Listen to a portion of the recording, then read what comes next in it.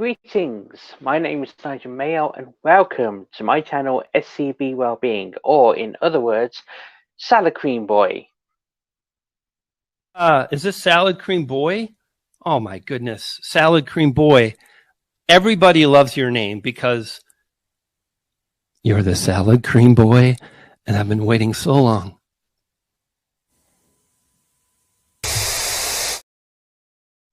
Yeah, okay, so basically, what today is about, as you probably read in the description and everything else, I'm going to be going through what it's like to lose a job, what you kind of go through, or at the very least, my personal experiences of it. And hopefully, I'm going to give you a few tips on how to get through the situation.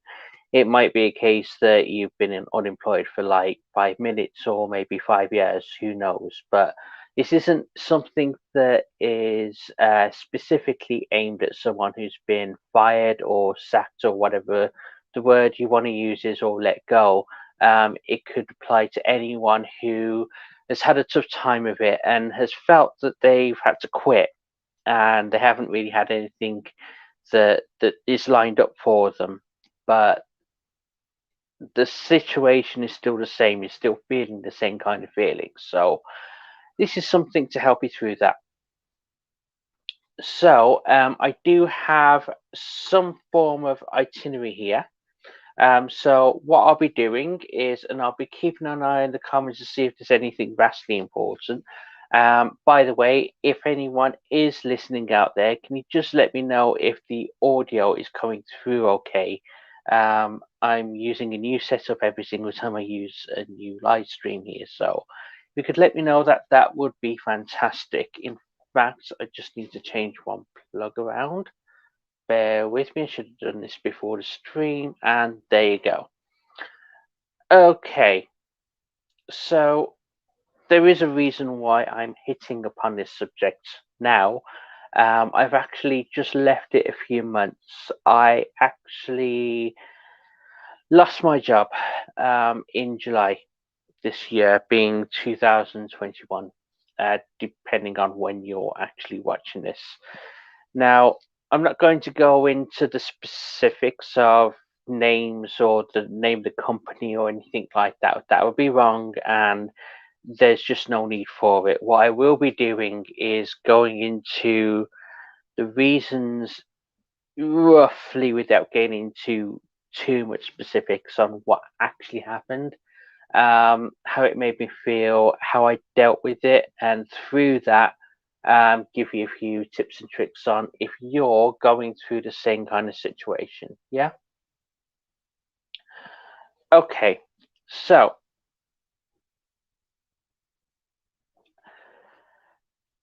but by the way, I do have a job now. I've just found one over the last couple of weeks, and it's going really well. So just in case you're wondering, yeah, I'm fine. Okay, so losing my job, why it happened. Now, without saying what it is I specifically did, um, the people in my life who need to know, but it's not something I'm going to make too public. Um, Basically, I did something that I wasn't too proud of, and it was put down as gross misconduct. Um, it's not like I killed someone or anything like that.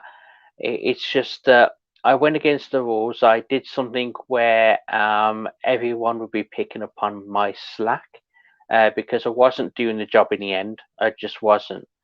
The reason it come about, and this is the thing that I really felt that is a bit unfair, is that in the end, um, my employers were basically looking at what happened and the facts of the situation, which is fine, I get it.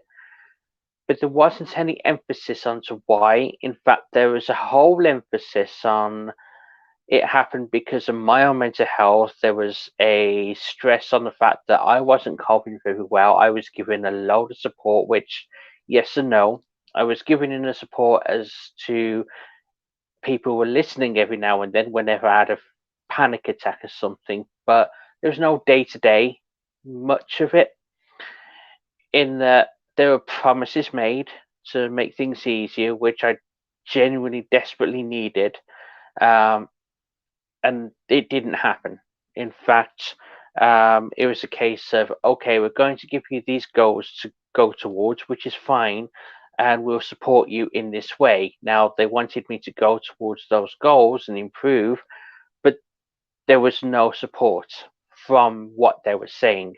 So basically, false promises. And okay, it's not really fair to go into that was the whole reason, but over the 5 years that I worked for this company, it was basically just getting worse, worse, and worse, more stress, more stress, and more stress.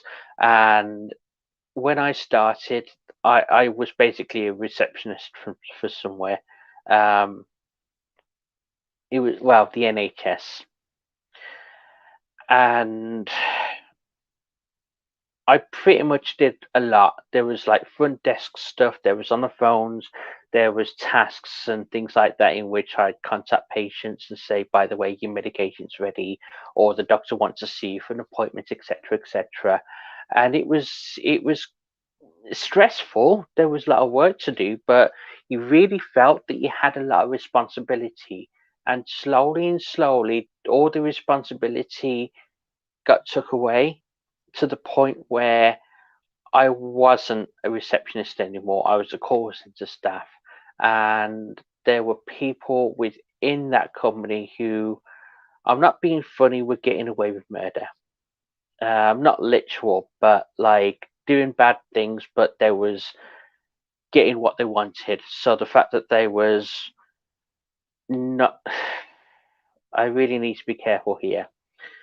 They wasn't nice to patients or other members of staff, and due to that, they was taking off phones and things and given the admin to do, which would normally take you basically take you off the things that are really stressful, so that you could have that kind of time to breathe.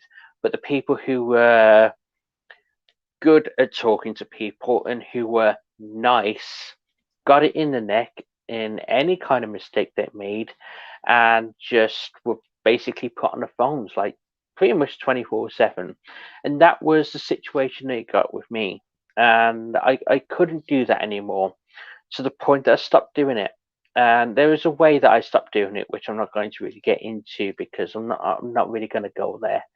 Um, but there was a lot. Now, I wasn't happy with the way I worked for a very, very long time.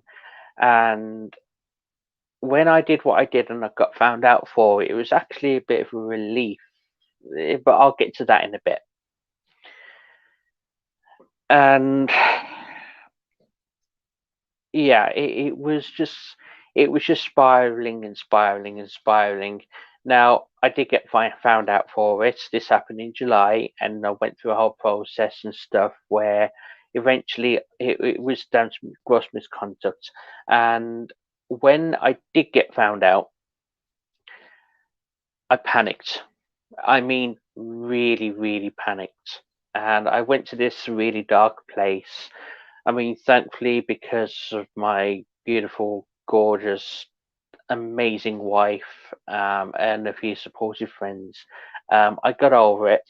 Not quickly, but throughout the process of being fired, there was more to it than that, as there usually is. Um, it was a lot.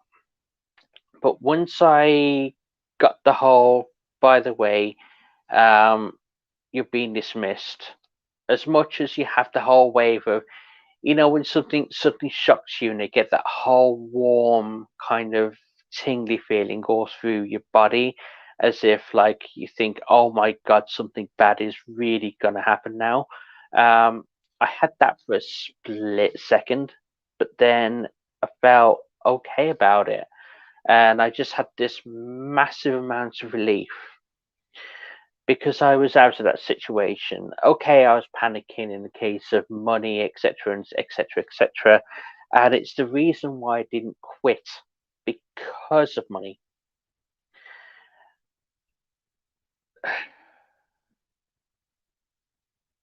Yeah, I wish I did a lot earlier. It would have saved myself a lot of aggro. It would have saved my company a lot of aggro. It would just been good all round. But I can't express to you that if a situation is that bad for you, don't wait to get fired. Even if it's a case that you have to quit just to save yourself your own well-being, there does come that point. Because there's various pictures I see it every so often. It's like um, I would rather listen to the stuff that you're going through, listen to your problems, as opposed to suddenly you're not here. And this really is the case. I went to that dark place, to be honest, as soon as I was sacked, fired, whatever, and it just wasn't nice. It wasn't nice at all. Um, and I encourage you again, if it really, really is that bad and you've done absolutely everything you can, even if you haven't officially using the processes, if you feel that no matter what you're going to do, no matter what is going to change, no matter what's happening, nothing is going to work. That is basically your sign to say, okay, I've got to get out of this situation now. That is just basically it. So yeah, because of everything that has gone on, because of all the now I was made to look a fool at work. I really was. Not all the time, not all the time, but there were certain people who got. I wouldn't necessarily put the word power mad, but there were certain things that and they did and said that they wouldn't have been able to get away with if they weren't in the positions they're in. Sorry.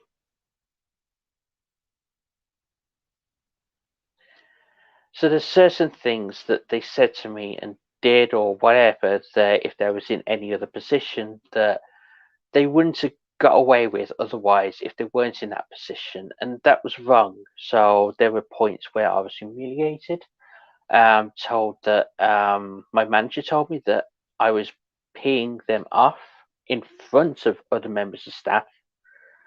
And when it got to that point, that was really the point where I should have said, okay, I'm throwing in a towel. I'm not coming back in. I'm not working my notice. I don't care what you do or say. I am not coming back. Unfortunately, because of the money aspect, because I needed a job and everything, or felt that I did, I stayed. And it got to a point where I did what I did. Now, anyway, that being said, straight after. Now, here's the thing. Let me know in the comments.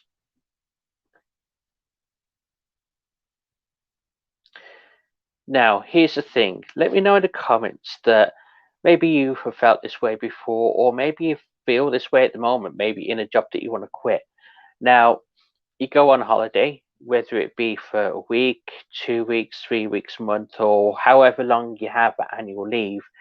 Now, from day one of day 30, maybe, you may still feel, okay, it's great to get away from work, but there's still that thing in the back of your head where you feel, oh, damn it, I've got to go back to that place.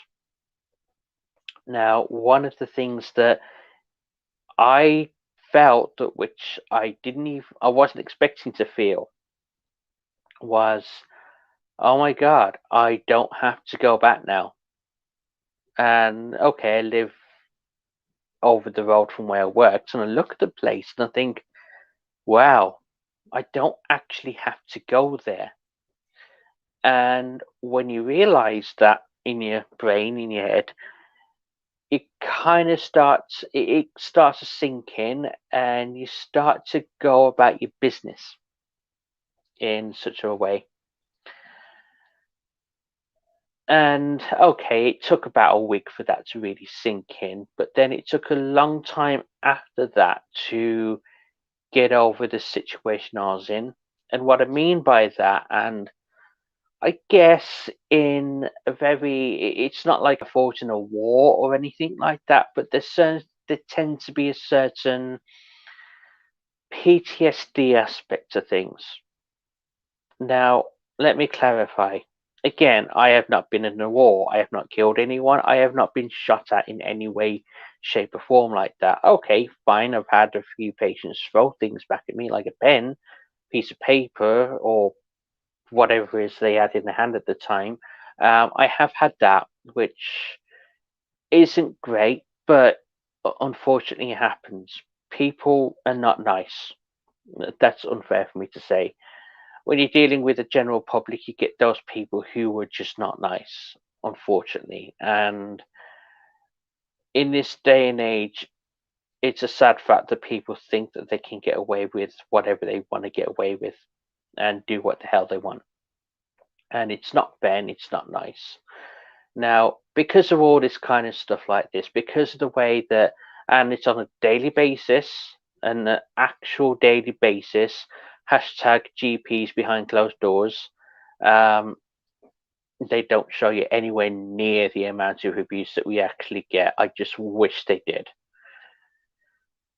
You tend to get a bit, let's say, you don't really want to get another job. And I felt this way for a good few months. Now, where are we now? In November. So I lost my job near the end of July.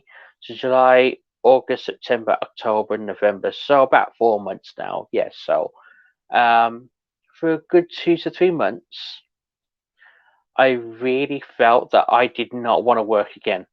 And as much as I was kind of looking for jobs here and there, I wasn't really putting my heart into it because I really didn't want to go back to the workforce. And that's a sad fact. And I'm just hoping that there's more people who feel that way. It's just not nice. And what I felt like is I may have to deal with the same kind of stuff in this new place that I'll be working at as I've just come out of. And at which point I'd be like, well, that's not going to help my mental health. And again, okay, there's money involved, but what is the actual point in having a job if from one job to the next you're just going to be abused in every way, shape, sense of the word? Verbally, physically in some cases, and whatever else, emotionally, mentally, whatever. And I just wasn't looking for work. Anytime that anyone gives me a suggestion, like a link to something, I basically gloss over it and I'd be like, yeah, no. Now, luckily, the work that I got right now is it's not patient facing. It's not something that I'm interested in doing anymore. Let's say patient, public facing, because you do get abuse no matter what kind of job in that kind of service you get, whether it be in like health service, whether it be in a shop. I mean, people freaking shout at you because you got their order wrong at a restaurant, and like all you're doing is bringing the food out. You're not even the person that made the food, for example. And even then, they probably go into the kitchen to have a go at the chef. But my point is, regardless of what level of service, regardless of whether it's affecting their health or whether they just want a loaf of bread that's not in stock anymore, the point is people will have a go and have a shout and be abusive to you over anything. And for someone who's lost the job in the public sector, it's a really, really difficult thing to get over. And to be quite honest with you, I'm surprised that I got over it as soon as I have. In fact, the only reason I think I did was because I'm actually right now, as you can probably tell from this here, this is not a level wall. It's actually slanted because my the place I'm living in right now, excuse me, not COVID. The place that I'm living in right now is actually converted attic. So the people below me have been really, really loud at times, despite the people who give me this place. They said it was going to be quiet, and it hasn't been. Beside the point. But when they started being really loud, and I basically said to myself, okay, I'm over this whole fear the job now. I need to get out of here. I really need to get out of here. So I need to get myself a job. So lo and behold, once I actually started to look for work, not out of a panic, but in a case of, okay, I'm in a mindset right now. Let's get to this. I need to get a job. Now, and this is something I'm going to get into a little bit later on in this stream, because it's one of the things that I'm going to mention on how to get yourself back into work. The thing is, if I started looking for work properly, I mean, given my CV, resume, whatever, into like 50 different places, I could have got a job like a week after I got the sack, but I don't feel that I'd have been in the right mental state to be in that job. And I just felt that if I did get another job, I'd be out of it again in another 3 months or so. That's how long usually there's that period of, that trial period. So I didn't want to rush things. And I don't think you should either if you really, really don't feel like it. Now, there was a certain amount of guilt because, again, what I'm going to mention in a bit, when you're claiming benefits and that, and it's like, okay, you have been working for a while, but if you go on too long on benefits, you just feel like you're sponging off the government. Now, yes and no. Yes, in the fact that if you're just being lazy and you just think, now bugger it, I'm not going to be working again. Yeah, that is a bit bad. But if you're having genuine problems where you were struggling with the idea of going into work, that again, in my case, it made me physically sick at times to get back into work, then yeah, there's a call for it. And luckily, because I've been going to the job centre and they've introduced things where, and I haven't had the chance to get into it because I've got a job now.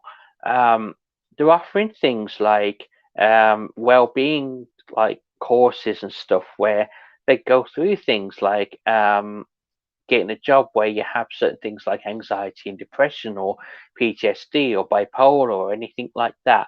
And they're actually going into a lot of different aspects about getting into work than just, okay, here's what we might have, you go for it. Where that was a situation for me like 15, 20 years ago, before the job, not the job that I just had, but the job before it, before I had that.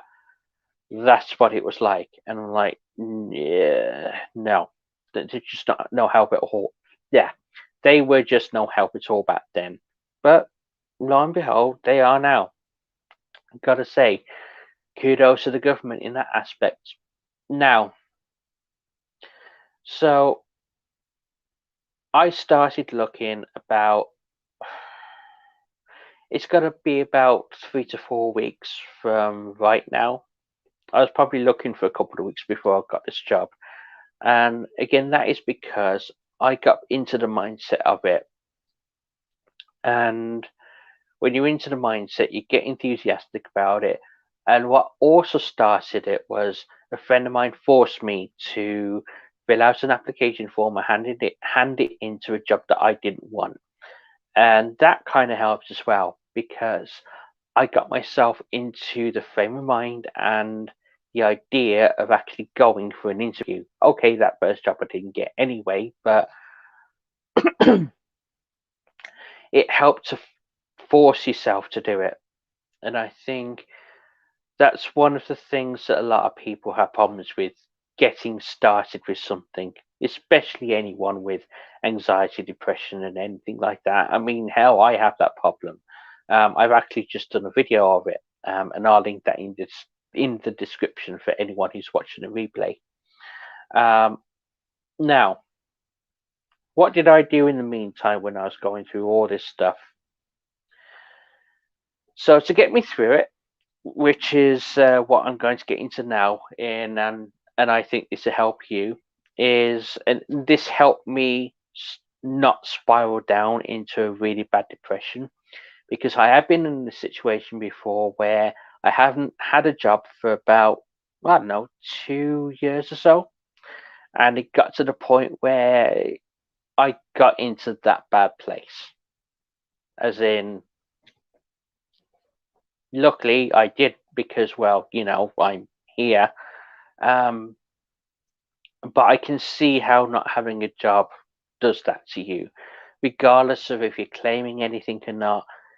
The fact that you're not physically doing anything with your time, with your life, or anything, um, like, where's my life going? And you start to think, oh, what if I get homeless and all that kind of stuff. Yeah, I get that, where that can go. So, what did I do to stop myself this time and get into that frame of mind? Simple, actually. The first thing I did is start setting alarms. Now, I didn't have to go to work or anything, but I still set the alarms anyway. I got up, had breakfast, had a shower, brushed my teeth, and all that kind of stuff, because it's something to get you up. And when you don't have a job, it's difficult to get up. And the best thing you can do for yourself is routine, routine, routine. So it might look like, set your alarm, get up, have breakfast, brush your teeth, take the rubbish out, the garbage, whatever you want to call it. Do your pet's food. Like, I've got a bunny rabbit, like 3-year-old. I can't show you right now because I don't have the ability on here, and is actually not anywhere I can see him right now. Is hiding. But I'll be putting some kind of B-roll. I'll be putting it on screen for the replay.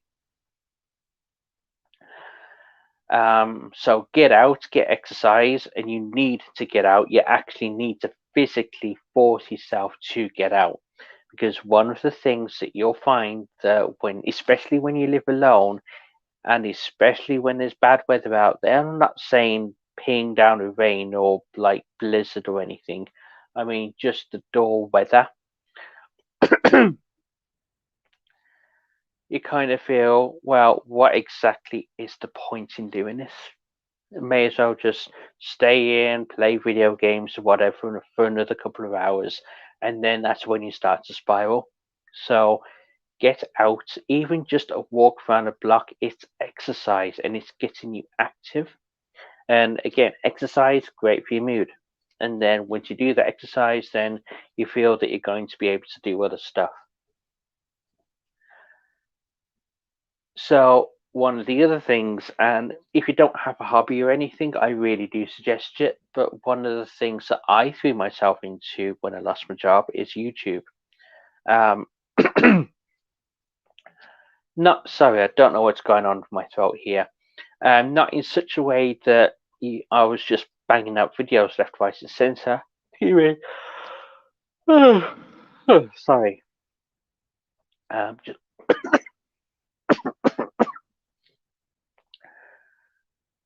excuse me. No,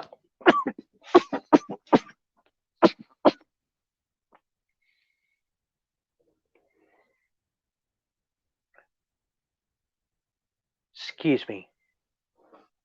Again, not into the way that I was banging like 3, 4, 5 videos out a week, just really getting through them. I mean, I was putting time and effort into doing research.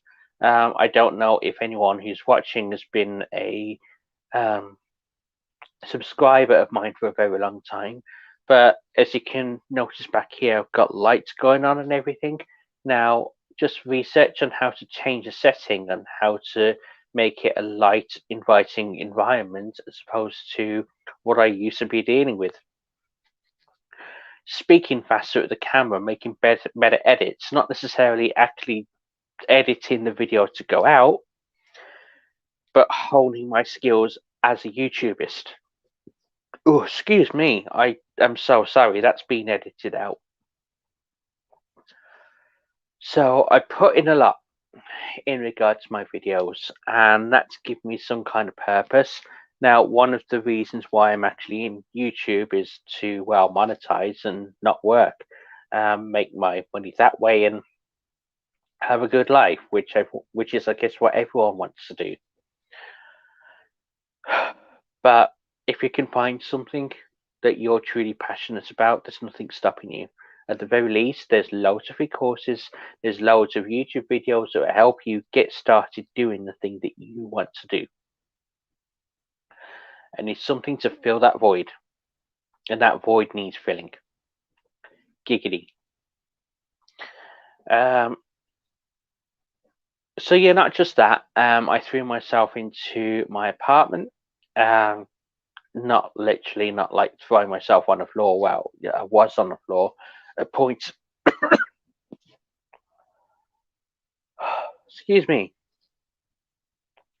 But I got into literally cleaning every goddamn inch of this apartment, scraping the floors of bunny fur, doing the dishes, and getting everything that I absolutely wanted so I could cleanse the place.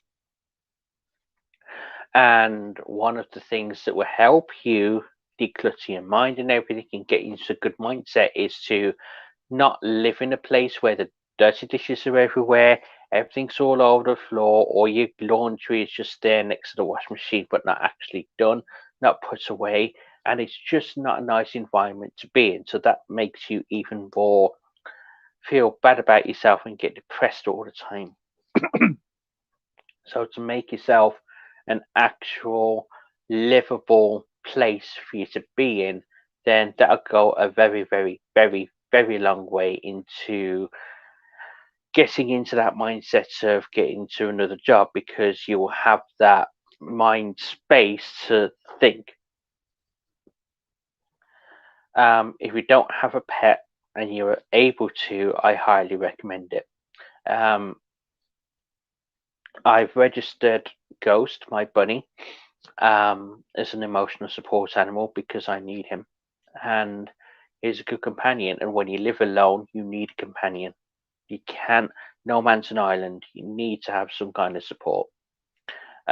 If it doesn't look like you're able to have a pet, reach out to your friends, or at the very least, the Samaritans. The number is 116123 if you're in the UK, or just Google Samaritans. 24-hour 7 service, including the holidays like Christmas and everything else, and speak to them if you're getting into a really bad place. But you need to be able to have your support structure, regardless whether that looks like someone talking to you or whether it's just, stroking your pet for a little bit while you just relax with them. And that will do you the world of good. It really will. And yeah, just general self care. Get your sleep. I cannot stress that enough. You are not going to be able to function well and do what you need to and get you into a good mindset unless you have your full 8 hours. Absolutely essential. Get yourself a good sleeping mask, get yourself earplugs if you need them, if there's any noise or anything, but you must get a good night's sleep every night. And I can't stress the importance of that. Because if you're fatigued, if you're tired, you're not going to want to be able to do anything. And if you're just staying up at all hours on video games, if you've got your phone on you every night or whatever else, and you're not actually sleeping, it's just going to make things worse and worse and worse and worse and worse for you. Eat well. Now, one of the things that, especially when you're alone, if you got all the even though you've got all the time in the world on your hands, if you are alone like I am, one of the things that it's easy to fall into is just making yourself a simple meal, but not necessarily nutritious. What I mean by that is I got into the habit of just doing soup and bread, which isn't healthy. I mean, the soup might be, but the bread isn't. Not too much of it anyway. And just make sandwiches and stuff, and you don't actually tend to make a good full meal.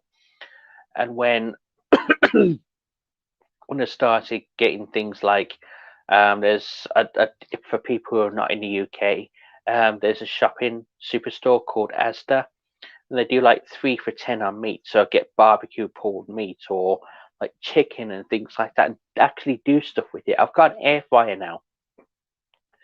So instead of doing myself a sandwich, or instead of just doing myself cereal for breakfast, I make myself a full English, like sausages, hash browns, beans, eggs, and stuff like that, and actually cook for myself properly, as opposed to, you know, just winging it. And I can't stress this enough, that you need to take care of yourself. The importance of self-care is that you're taking care of yourself. And if you don't take care of yourself, you can't move forward. I'm sorry, but you just can't. You might get lucky, you might hit the lottery, or just get that lucky job, just cause. But excuse me, I'm so sorry. By the way, this live stream is going to be heavily edited. But if you don't care for yourself, you're not going to be able to move on with your life. It is simple as that, and I can testify to that. So, what to take away from this? If you are in a situation where you have just lost your job, you just quit it, and you're a bit nervous, don't worry about it. And I really do mean that. Do not worry about it. There's no one else anymore that you have to answer to. There's no one that you're trying to impress. There's no stress coming from other people. Unless, of course, you live with people, then that's a different story. But even then,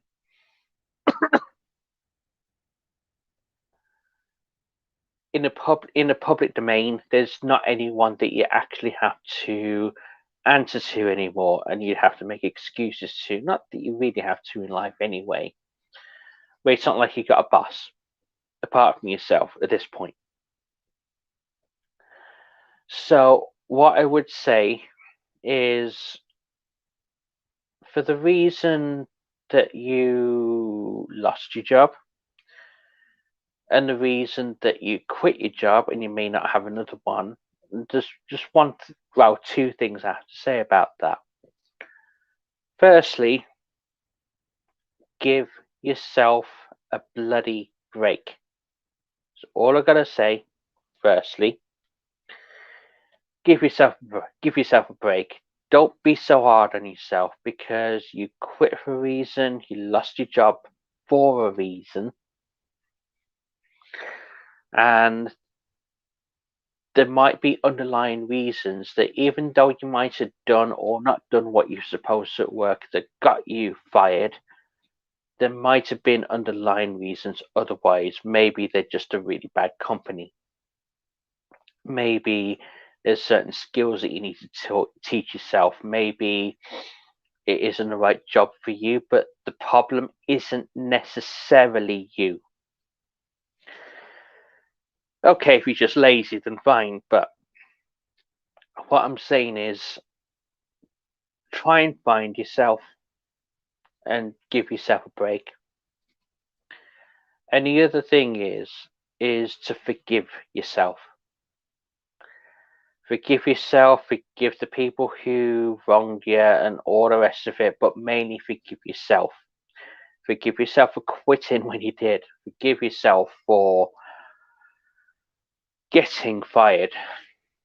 Because one of the things that I went through is, Nigel, you stupid idiot. And you put yourself into the situation. Okay, again, it's never simple. But when you look at the actual facts, you've done something to get yourself fired. But forgive yourself for it, because if you just keep beating yourself up all the time, that's just going to get yourself nowhere. It really isn't.